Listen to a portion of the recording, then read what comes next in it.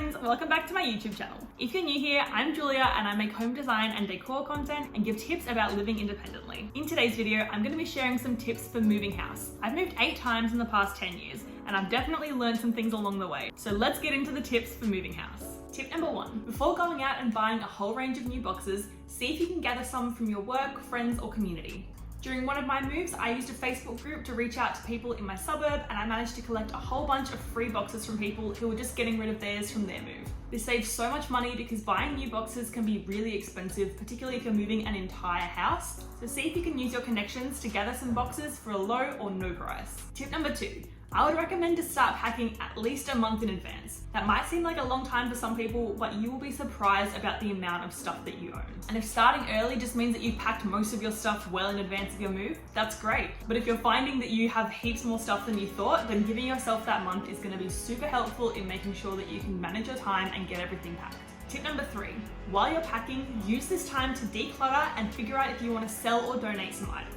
It can be really difficult to just look at your closet and pinpoint items that you want to get rid of. But while you are literally going through every item to pack it away, consider, do I actually need this in my new home? A new space is an opportunity for new beginnings. So you need to decide if all of these items need to come with you for that, or if you can let some go and start off with a bit of a clearer house. This is particularly important when you're packing up those hard to reach places that you probably haven't accessed since you moved in. If there are items there that you completely forgot that you owned, you've never reached for, and you generally just don't tend to think about, maybe it's time to let them go. Just remember that every item that you pack will have to be unpacked on the other end. So if you don't need it, save yourself the time and the hassle and just get rid of it now.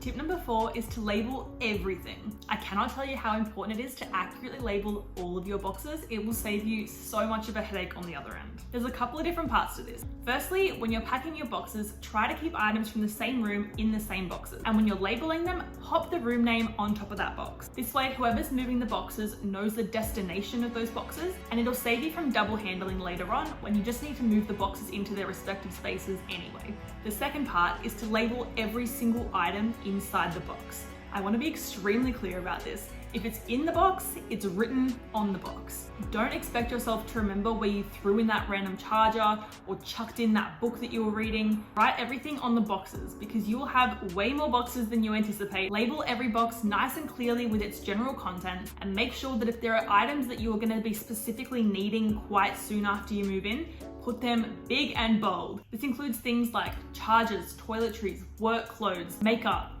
anything that you might be using in the first few days to come. Make sure that you know exactly where you've put them so that you can open those boxes and access them immediately. If there's one thing to take away from this video, label everything.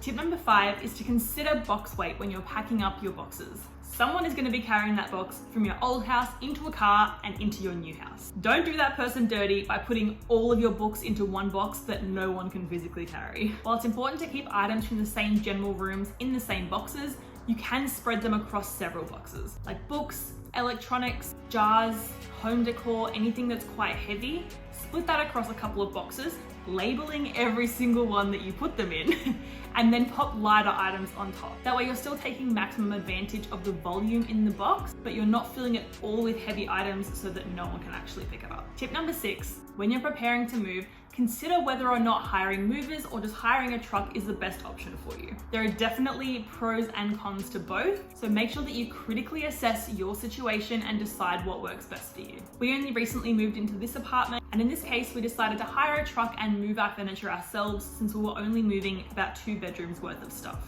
But when I tell you that the bed in that room was so heavy and so difficult to move that I almost wish that we had just paid the extra cost and hired movers. Just make sure that you're being realistic about what you can achieve if you are going to do it by yourself. Otherwise, it typically is worth the cost to hire movers. They have all the equipment to move things safely and easily, and it just helps to have more hands on deck for moving boxes anyway, since you can definitely help them as well to keep the time short. But whichever one you decide to do, make sure that it does fit your budget, but that you're also being realistic about what you actually need to move and if maybe that cost is actually going to be worth it.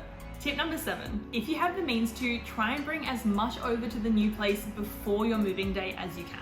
This can be boxes of items that you don't need immediately at the old place that can just start being carted over to the new place, or even small items of furniture that you can fit in your car. The more that you can get over there before your moving day, the less you have to worry about on the day. Moving day is going to be stressful and full on no matter what, so try and do as much as you can beforehand to lessen the load on your moving day. It also means that the truck or the team that you hire for your moving day is there for less time, which could save you a bit of money off that service. This also allows you to set yourself up a little bit before moving day comes. When we were moving into this place, I'd say we moved probably 80% of our boxes before moving day even happened. This meant that moving day was all about getting the furniture across and then any last items that we had to be using right up until the moving day. Given what a challenge the furniture was, we were so grateful that we didn't have to cart that many more boxes up and down stairs all day. So I definitely recommend get as much into the new place as you possibly can before your moving day. And tip number 8, if you can, keep your clothes on your hangers when you're moving them. A couple of ways to do this is to put garbage bags around your clothes and tie them around the coat hangers. This will save you so much time when unpacking, when you can just pop the entire amount of clothes into your closet. You don't have to worry about unfolding, hanging, sorting through coat hangers. This is gonna be such a time saver for you. I cannot recommend it highly enough. So those are my top tips for moving house. If you have any questions, feel free to comment them below. Give this video a thumbs up if you found any of these tips helpful, and subscribe if you want to join me on this journey of moving in and decorating this new place and sharing tips on living independently. Thanks for watching, and I'll see you in the next video.